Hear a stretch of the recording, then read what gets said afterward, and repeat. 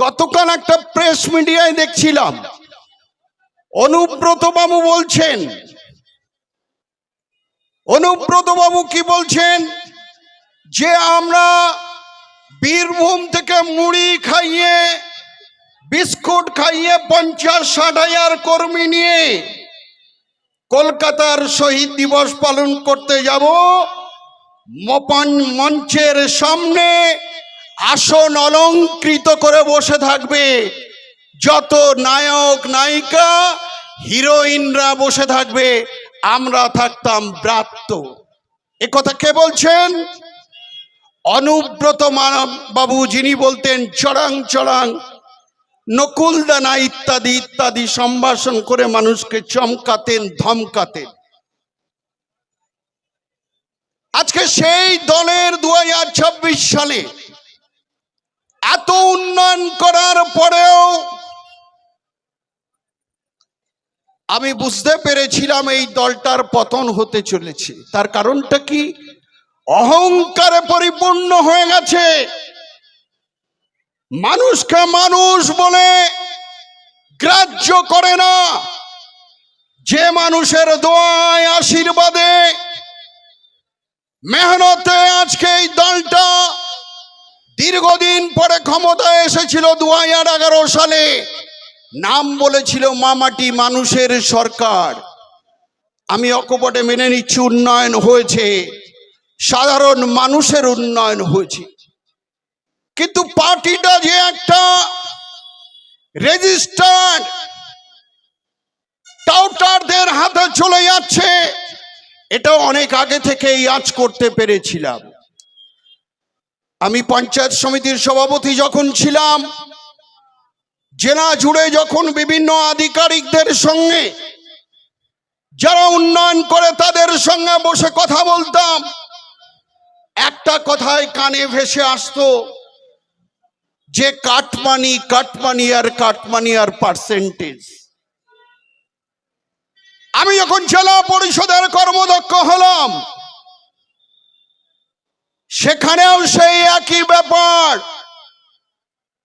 আমি ছোট থেকে রাজনীতিতে এসেছিলাম, মানুষের জন্য কিছু করতে পারি কিনা এবং সেটা নিঃস্বার্থভাবে সততার সঙ্গে। আমি আজও দায়িত্ব নিয়ে বলতে পারি, আমাকে অনেকেই নির্বাচনের প্রাক্কালে বলছে, আপনি কি বুঝে গেছিলেন এই দলটা চলে যাবে, সেই জন্য আগে থেকে আপনি শুরু করে সরে গিয়ে আইএসএফ এর নেতৃত্ব নওশাদ ভাইয়ান, আব্বাস ভাইয়ানের হাতে হাত মিলিয়েছিলেন। আজকে হাত মিলিয়েছিলেন বলেই টিম থেরাপি থেকে আপনি নিস্তার হয়ে গেলেন। এ কথা যখন শুনি আমি ভেবেছিলাম ধর্মের কল বাতাসে নড়ে। আমার আভাসটা, আমার অনুমানটা, আমার অনুধাবনটা ঠিক ছিল বলেই সঠিক সময়ে একজন সঠিক নেতা, যে পিছিয়ে পড়া মানুষের কথা বলে, যে আদিবাসী মানুষের কথা বলে, যে শ্রমজীবী মানুষের কথা বলে, বৈধ ভোট যখন বাদ চলে যায়, ডিলিটেড হয়ে যায় এবং অ্যাডজুডিকেশন হয়, যার আন্দোলনের কণ্ঠস্বর সারা বাংলায় প্রতিধ্বনিত হয়, যখন ওয়াকফ যে আইন অ্যামেন্ডমেন্ট হলো, সেই আইনের বিরুদ্ধে নিখাদ আন্দোলন করতে গিয়ে একটা নিষ্পাপ ছেলেকে 47 দিন জেলে ভরে সেদিন থেকে ভাবতে শুরু করেছিলাম, এ বাংলায় যারা প্রকৃতপক্ষে লড়াই করে তাদের কোনো জায়গা নেই, সেহেতু এই দলেই আমাদের আর ঠিক না, এই দলটাই আমাদের করতে হবে।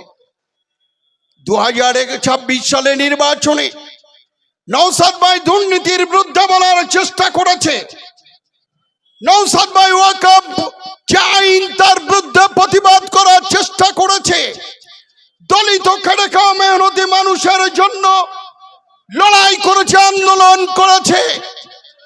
29টা প্রার্থী তিনি দিয়েছিলেন।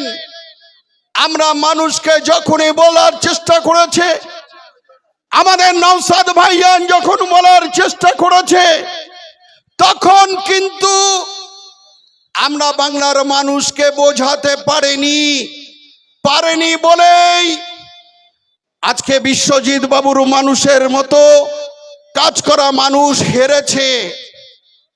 আজকে পিয়ারুল বাবুর মতো একজন কাজ করা মানুষ আমরা বোঝাতে পারিনি বলে হেরেছে।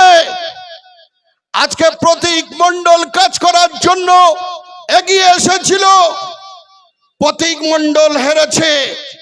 আমাদের একটা তকমা দিয়েছিল নওশাদ ভাইজানকে, বিজেপির এজেন্ট হিসাবে কাজ করছে। আমাকে অনেকেই বলেছে বিজেপির কাছে অর্থ নিয়ে মিন্টু শাহজি তৃণমূল কংগ্রেসকে হারাবার জন্য চেষ্টা করছে, কিন্তু আমাদের লড়াই ছিল নিখাদ লড়াই। এ লড়াই বাংলার মানুষকে বোঝাতে পারেনি, আমরা ব্যর্থ হয়েছি। রেজাল্ট 4 তারিখে কি দেখলাম? 207টা আসনে ভারতীয় জনতা পার্টি জয়লাভ করেছে। সর্বভারতীয় তৃণমূল কংগ্রেস 80টা জায়গায় জয়লাভ করেছে। আমাদের নওশাদ ভাই একটা মাত্র আমাদের জোটে 2টো প্রার্থী জয়লাভ করেছে, আমাদের নেতা নওশাদ সিদ্দিকী এবং একটা বামপন্থী দলের বিধায়ক। আর জাতীয় কংগ্রেসের 2 জন আর জেউডি থেকে 2 জন। এই 294টা আসন মানুষ রায় দিয়েছে, আমরা সেই রায় মাথা পেতে দিয়েছি। কিন্তু তৃণমূল কংগ্রেসের নেতৃত্বদের কাছে আজকে জিজ্ঞাসা, 41%-রও বেশি ভোট আপনাদের দিয়েছে, 45%-এর একটি বেশি ভোট ভারতীয় জনতা পার্টি পেয়েছে। ভোটের ডিফারেন্স কত? মাত্র 30 লক্ষ ভোটের ডিফারেন্স। 27 লক্ষ মানুষের ভোট যদি ডিলেটেড এবং অ্যাডজুডিকেশনে না দিয়ে ফেলতো নির্বাচন কমিশন, এই নির্বাচনের চিত্র ফলাফল অনেকটাই পরিবর্তন হতো। আমাদের নেতা সরকারকে বলার চেষ্টা করেছে নওশাদ ভাইজান, বৈধ ভোট যাদের বাদ চলে গেছে, আনম্যাপিং হয়েছে, তাদেরকে বৈধ ভোটার যত সময় না হবে নির্বাচন আপনি বয়কট করুন। নওশাদ ভাইজানের কথা তখন এই বাংলার শাসক দল নিইনি, মমতা বন্দ্যোপাধ্যায়রা নেয়নি, অভিষেক বন্দ্যোপাধ্যায়রা নেয়নি। নওশাদ ভাইজানের কথা তখন যদি স্বীকৃতি দিতেন, তাহলে বাংলায় এই ফলাফল হতো না। আমার বারবার মনে পড়ে যায়, নওশাদ ভাইকে বলছে বিজেপির দালাল। আমি এই সভায় আজকে মুক্ত মঞ্চে আমিনপুর বাজারে দ্ব্যর্থ ভাষায় বলে যেতে পারি, এই বাংলায় যদি বিজেপির কেউ উত্থান করার মূল নায়ক নায়িকা থাকেন, তিনি হচ্ছেন মাননীয়া মমতা বন্দ্যোপাধ্যায়।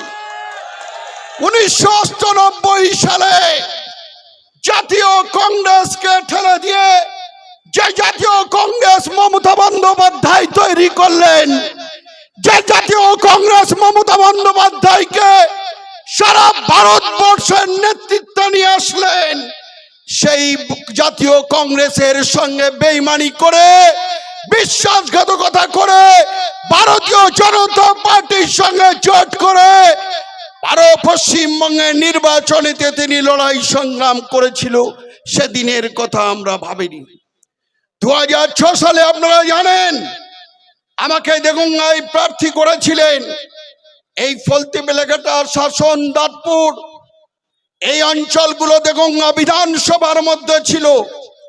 তখন কিন্তু ভারতীয় জনতা পার্টির সঙ্গে জোট ছিল মাননীয়। আমার মনে হয়েছে এই বাংলায় বিজেপির উত্থানের মূলেই মমতা বন্দ্যোপাধ্যায়, আর কেউ নয়।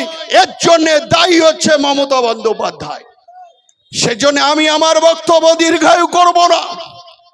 পিয়ারুল ভাই আছে এখানে, শামীম, ছোট্টু বাবুরা, দেবা বাবুরা, আব্দুল হাকিমরা, এরা আছে।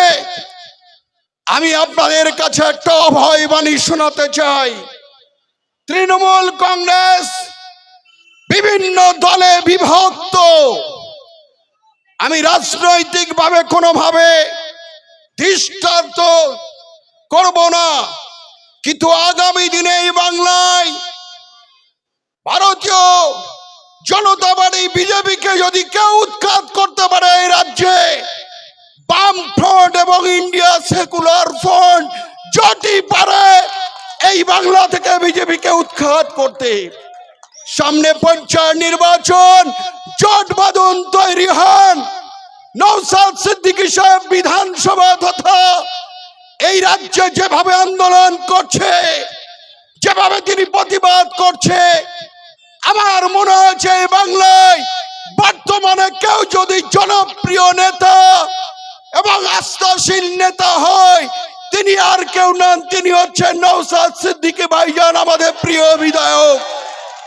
আমরা আজকে আমিনপুর বাজার থেকে একটা ডাক দেব, নওশাদ ভাইজান তুমি এগিয়ে চলো, হারোয়া গঙ্গার মানুষ তোমার সঙ্গে আছে। তুমি আগামী দিনে রাজনৈতিক পথ দেখাবে। তুমি নিখাত যে লড়াই দিচ্ছ, একেবারে বারুইপুর থেকে রিমি খাতুন যেভাবে ধর্ষিত হলো, যেভাবে তার প্রতি অবিচার হলো, তার বিরুদ্ধে তুমি যে লড়াই দিয়েছ, বাংলায় ডিলেটেড ভোটার, বৈধ ভোটারদের জন্য নির্বাচক তালিকায় তাদের যাতে নাম ওঠে, যে লড়াই দিয়েছ, বাংলার মানুষ তোমার এই আন্দোলনে বিশ্বাস রেখেছে, তোমার সঙ্গে আছে। তুমি এগিয়ে চলো, আমরা তোমার সাথে আছি। পঞ্চায়েত আমাদের দখল করতে হবে। এগুলো হচ্ছে ঘুঘুর বাসা। পঞ্চায়েত সমিতি আমাদের দখল করতে হবে। আজ থেকে সংকল্প নিন, প্রতিজ্ঞা নিন। আমরা বুথে জিতবো, আমরা অঞ্চলে জিতবো, আমরা পঞ্চায়েত সমিতি দখল করব, আমরা জেলা পরিষদে দখল করব। তবেই আমরা মানুষের জন্য কাজ করতে পারবো। মানুষই হচ্ছে আমাদের সকল শক্তির উৎস। এই মানুষই হচ্ছে আমাদের ক্ষমতা। এই মানুষই আমাদের আন্দোলনের পথ দেখাবে। এদের সাহায্য ছাড়া কোনো ভালো জায়গায় যাওয়া যায় না। সেজন্য বিশ্বজিৎ বাবুকে বলবো, পিয়ারুল বাবুকে বলবো, প্রতীক বাবুকে বলবো, নওশাদ ভাইজানকে নিয়ে আরো জোরদার আন্দোলন তৈরি করতে হবে। ভারতীয় জনতা পার্টি যারা বুঝতে পারে এই বাংলায় একটাই হচ্ছে লড়াই করার মুখ, একটাই প্রতীক, সে হচ্ছে বিধায়ক ছোট ভাইজান নওশাদ সিদ্দিকী সাহেব। সকলে ভালো থাকুন, সুস্থ থাকুন। নওশাদ ভাইজান জিন্দাবাদ, ইন্ডিয়ান সেকুলার ফ্রন্ট জিন্দাবাদ। খোদা হাফেজ, নমস্কার, ভালো থাকুন, সুস্থ থাকুন। আমরা